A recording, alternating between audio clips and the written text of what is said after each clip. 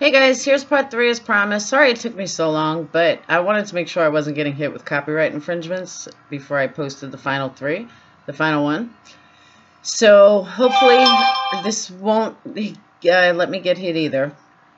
But I think video 2 was blocked by US, but they didn't strike me with anything. They said just because I didn't plan on making money, which I didn't. So hopefully it'll be the same for this one, and the first one they don't seem to care about. So, with that said, this is part 3, but unfortunately it's in like 4 different blocks, 4 different videos. I don't know, my thing got fucked up. So, here you go. Enjoy. I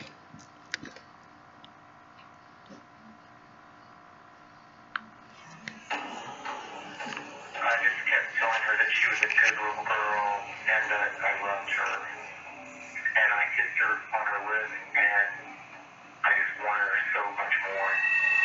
I just came out of this heated trance, and I was like, oh my God. JonBenet, are you okay? Sweetheart, please. It's the case that haunts us. This is very sinister. Who killed JonBenet? Tonight, our special investigation reaches a shocking conclusion. I knew she wasn't okay. She wasn't breathing. When a mysterious figure makes an astonishing admission. He called himself Daxus. He says it was a mistake that she had died.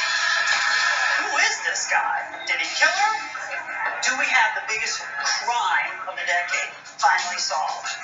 In an exclusive interview, we speak to this controversial figure. The dirty, pedo, child rape and killing monster. You want me to confess to something that gets me 30 years in prison? That Bombshell revelations reveal secret maneuvers that expose questionable motives. the grand jury had actually voted to indict the Ramseys. Something really fishy is going on here. And challenge the evidence at the center of this heartbreaking case. The DNA test results on the underwear should not be what this case hangs on. There's a killer out there. This little girl that I had just seen was dead. Whoever did it was familiar with the family's... Personally, I thought this whole episode 3 could have been so much better. Whole point of wasting an entire episode on this idiot that wasn't even guilty is just stupid. We know this case is going to be solved. We know it. He fantasized Okay, stop. about crushing a skull. That poor corny dog. Largest unsolved crime in America. Trying to get some loving on. What you doing, Buka? It's been a year and a half since the death of JonBenet Ramsey. Many suspects have been investigated, but there have been no arrests. Then, in August of 1998, District Attorney Alex Hunter makes the surprising decision to assemble a grand jury. I'm Beth Karras. I'm an attorney, a former prosecutor, and a television journalist. There was intense interest in this grand jury, and there was an expectation by the public that someone was going to be charged with JonBenet's death. In the court of public opinion, John and Patsy Ramsey did it. And many believe that the grand jury would find them culpable and order them to trial. I'm Diane Diamond. I'm a crime journalist, and I covered the JonBenet Ramsey case from the minute it broke. Everybody wanted this case solved. Was it this wealthy couple who did it, or was there a murderer on the loose? The grand jury examines 13,000 exhibits of evidence. The media wanted to see which witnesses came. Were the Ramseys going to testify? There was great anticipation that we are that close to an indictment. The grand jury met for 13 months. Then, in October 1999, they disbanded. The Boulder grand jury has completed its work. We do not have sufficient evidence to warrant the filing of charges against anyone who has been investigated at this time. Everyone really anticipated that the Ramseys were going to be indicted. They were not. It was pretty shocking. Under Colorado law, the proceedings of the grand jury are secret. Under no circumstances will I or any of my advisors or the grand juries discuss grand jury proceedings today or ever, unless ordered by the court. The exact proceedings of the grand jury during their year-long deliberation remains a mystery. The case remains open, but with each passing year grows colder. At this point in time, I think there was a widespread feeling that this murder is never going to be solved. But the public's interest in this case was unlimited. It just had so many elements of a mystery, and the public just loved a mystery. One such man enthralled with the case is a local. Michael Tracy is a journalism professor at the University of Colorado. He's made some documentaries about the Ramsey case. Tracy became an expert about the crime. As an authority on the topic, he's inundated with unsolicited messages from people offering tips and theories. He started getting emails from somebody who purported to have some knowledge of the crime. The person doesn't give his real name.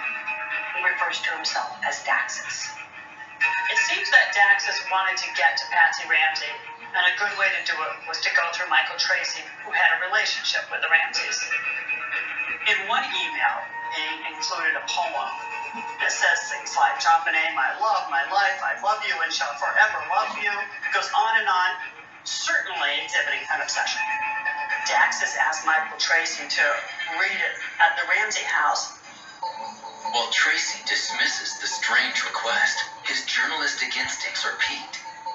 He writes back to Daxus and strikes up a correspondence. The emails were getting increasingly weird, but in a kind of a weird, interesting way. And so it was drawing him in. Daxus started getting detailed about the crime. Tracy was not accustomed to somebody having this kind of knowledge, so it did raise his suspicions. Soon, Daxus's emails veer from eerie fandom to vile perversion. Daxus, at one point, admits that he's a pedophile, that he's attracted to really young girls. He says that his favorite age for a little girl is 6. JonBenet was 6 when she was killed. Michael Tracy is getting very concerned. Tracy is thinking, I'm either dealing with somebody who's a little off, a little weird, or I'm dealing with somebody who may have even been involved. Tracy presses Daxus on his relationship to the case. The professed pedophile makes his most stunning admission yet. This man claims to have been the one that killed JonBenet Ramsey. Meanwhile, he didn't do it. Why waste an hour? Daxus said some very disturbing things.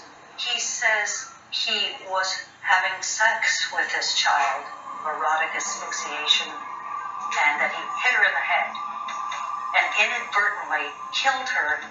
It was a mistake that she had died. Daxus was adamant that the Ramseys know, particularly Patsy Ramsey, that JonBenet was not killed intentionally, that she had a lover, that he was with her when she died. So Michael Tracy did what any responsible citizen with this kind of information would do. He reached out to authorities. Tracy turns to the district attorney's office, currently held by longtime prosecutor Mary Lacey. Lacey worked under Alex Hunter, the initial DA in the case when JonBenet was murdered. Mary Lacey did not believe that John and Patsy Ramsey were involved. She believed that it was an intruder who killed JonBenet. When Lacey receives the Daxus emails, she sees an enormous opportunity. Lacey is extremely interested when she gets this information. Of particular interest was that Daxus had some intimate knowledge about the case. He knew that there was mucus on the duct tape that was over her mouth, that she had a runny nose. He actually knew that JonBenet was wearing a bracelet the night she was murdered. And the final detail that Daxus knew was that JonBenet was found in underwear with the word Wednesday written on them. So this made prosecutors think, you know what, we might be dealing with the killer here. Mary Lacey wants this case solved, and this is the hottest tip they've had in a long time. But there are just so many questions. We don't know where he is. We don't know if anything he is saying is truthful, and they need to find out who he is. The DA's plan is to get Daxus on the phone, then trace the call to uncover his location. And they intend to lure him with the thing he wants most. He wanted to communicate with Patsy Ramsey. Patsy Ramsey was battling cancer. She beat it at one point, but then it came roaring back. Knowing that Patsy Ramsey's cancer had recurred, because it was public knowledge, Daxus was even more insistent, more urgent that he get a message to her. But after Daxus receives Patsy's home phone number, and I kissed her on her lips, and I just wanted her so much more, so much more, so much more.